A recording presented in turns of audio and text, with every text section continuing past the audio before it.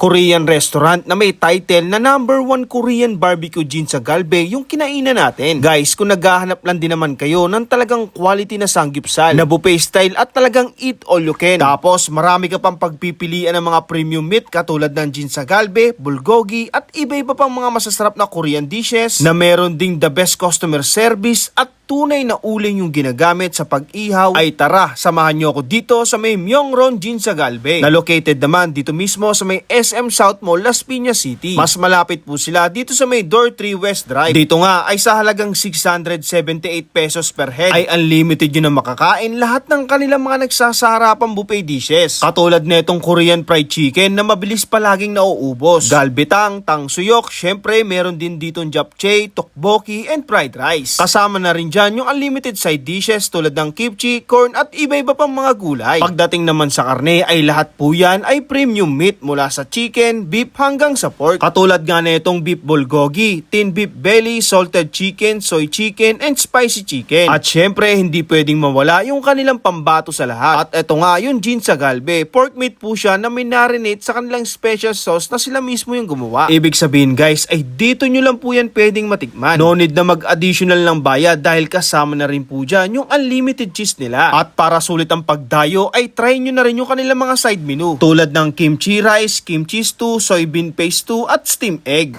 So tikman natin yung kanilang Ginza Galve. Ito yung pinaka house special nila dito guys. So ayan siya. Ayan. So ito siya guys. Ayan. So pork meat siya tapos minarinate sa special sauce. Tikman muna natin. Lagyan natin sa cheese. Yung cheese nila dito guys, unlimited. Wow. Sa iba kasi may additional 50. Dito guys, kasama na.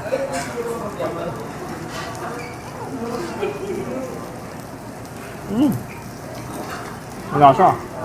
Tikman muna natin ng walang cheese, yung karne lang.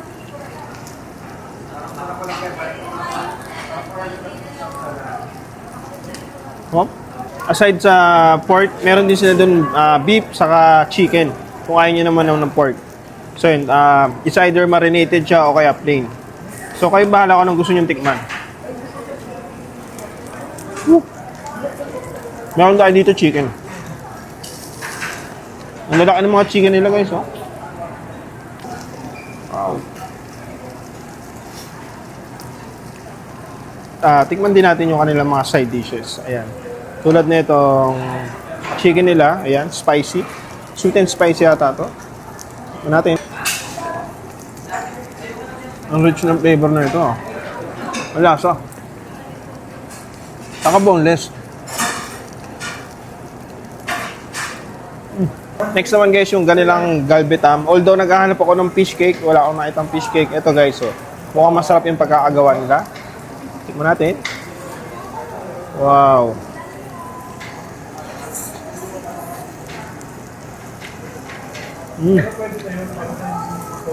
Lasa.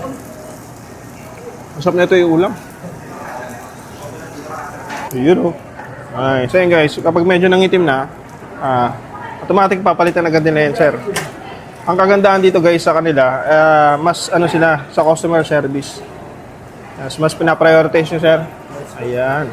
Kung pwede nga lang magluto, sila na rin magluluto eh. Di ba? Ayan, mababait sila dito guys. Ayan. Guys, kung naghahanap kayo ng Korean restaurant dito sa Las Piñas o kahit mas malapit kayo dito, try nyo na dito sa may Myeongron, Ginza Galve guys.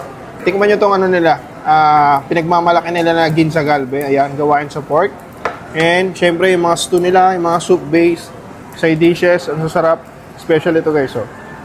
Ayan. At itong enjoying ko, yung chicken nila. Ubusin ko to. Ayun guys, punta na kayo dito. So, para mas mabilis kayo makapunta dito, SM South Mall, pasok kayo sa may Door 3. Ayan, doon na rin kayo mag-park, malapit doon. Open naman sila dito guys, simula 10 AM hanggang 10 PM, daily na yan. Guys, maraming salamat. Food trip na ako.